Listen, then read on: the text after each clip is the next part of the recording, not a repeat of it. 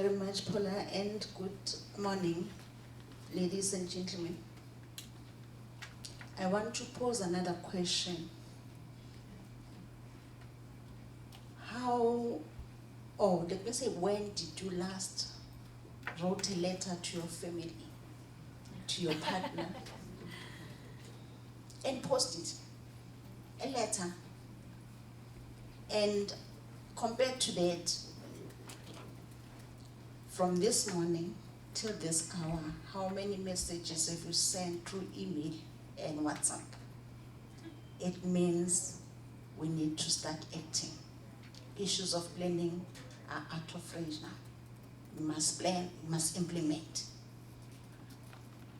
The rhetoric of the fourth industrial revolution that is still coming is no more there. Ladies and gentlemen, let's acknowledge that the increasing pace of digital transformation in the public sector, including health and care, as well as education, has a blurring boundaries and responsibility between the private and private sector. Much as the public sector is for everyone, whether you have money or you don't have, and our government should prioritize human rights rather than profit.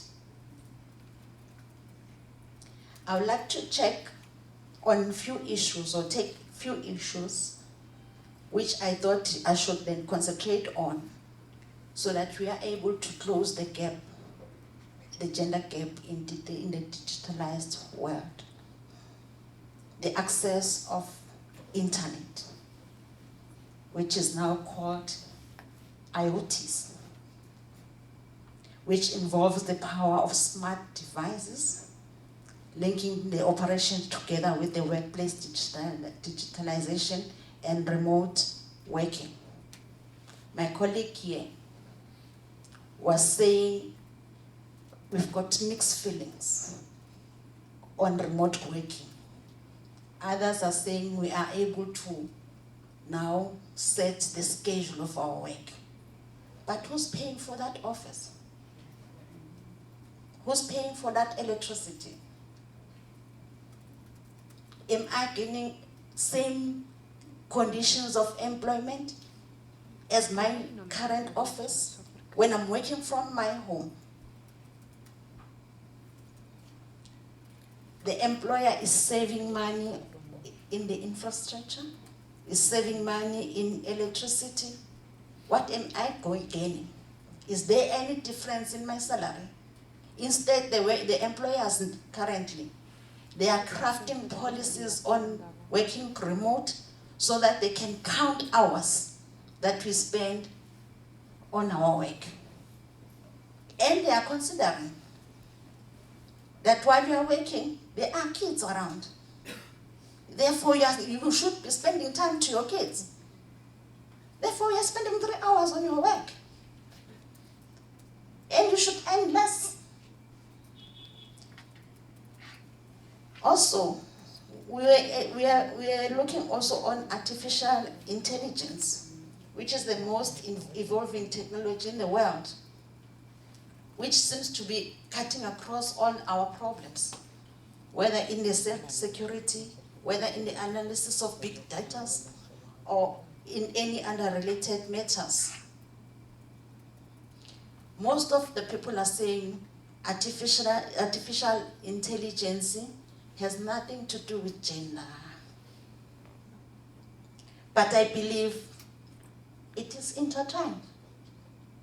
I'll make an example with what is happening in Ghana, utility sector, where 90% of managers whom are males were taken to digital exercise or training.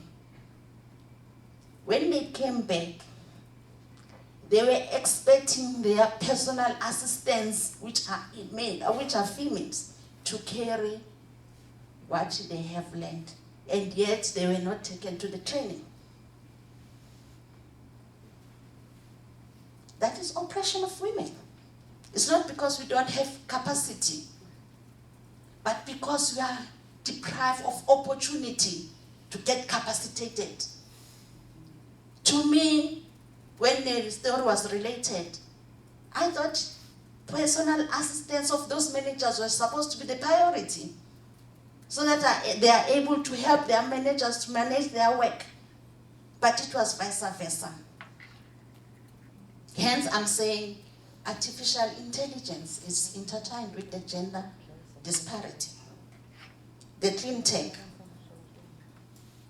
which has emerged as a responsible to desire for sustainable living and influential development in the new technology, which will reduce the environmental impact products and optimize the use of natural resources. Where are we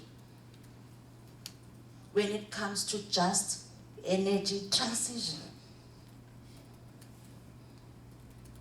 Where are we? I'm from Africa, and a source of energy for women in Africa, especially in the rural areas, is coal and wood. It's not solar. Where are we in the just transition, just energy transition? We believe that unions must advance the agenda of gender equality for just, sustainable and climate resilience energy transition to address gender inequalities. Quickly, on educational technology. Much as we want to push our young women into STEM education, do we have resources? Women in the rural areas, they seem to look at science as a difficult subject because there are no laboratories. Everything is theoretical. They cannot practically look at the things. How do we then correct the infrastructure? That is what we are advocating for in South Africa. That the changes in education must go hand in glove with the resources. The safety at workplace, quickly. The cybercrime. We are victims of cybercrime. Women have become victims of human trafficking due to cybercrimes. Women have been victims of cybercrimes because we can't even use this bank apps. No one taught us about bank apps. We are losing money. We are intercepted when we are making our transitions at the bank. I was told, ma'am, the queues are long in the bank. Can you download the app to make life easier? I went home and I asked my children, can you please download the app for me? I was not taught. Which comes back to your issue of digital literacy. What are the fundamentals? Where to start? Let's not assume that every woman, including your domestic workers, have a knowledge of how to use a cell phone. I think we should take responsibilities as employers sitting here of the domestic workers and the vulnerable workers to start from that basis to teach them. If I transfer your money through the bank, through the app, this is how you will see it and how you'll assess it. Unions in Ghana, they are trying to understand the impact of digitalization on workers, especially in the local government, where everybody was given a new laptop with a new software without a training again. Without a training. And the local government are failing dismally. Not because they don't know, they don't have a know-how, but because of the new system that has been introduced, and yet there was no training. Healthcare sector in South Africa is approaching the paperless. Paperless way, paperless institutions. Everything is uploaded on the computer. Where is the patient's privacy?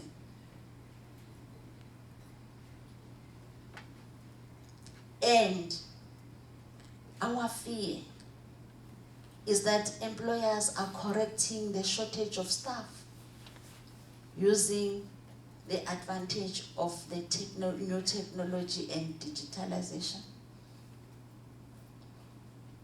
In the hospital where I'm working from, we used to have three categories of nurses, nursing one patient in the ICU, assistant nurse, enrolled nurse, and the professional nurse.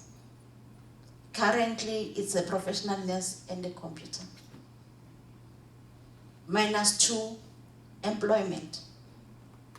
-2 employment. Much as we want to embrace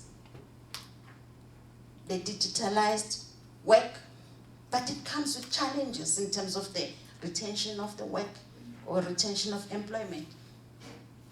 We need to upskill workers. I would think, or I will appreciate, or I will wish to reverse the wheel and train those assistant nurses to be nurse in technology. But we cannot reinvent the wheel. The social dialogue at the national level, but also in the workplace, should take into account the need of effective measures towards the digital democratic governance and inclusion of women representatives into a digital democratic space. In landing, we believe that technology and digital changes can benefit women workers, and they can also protect the public services if they are democratically controlled and governed.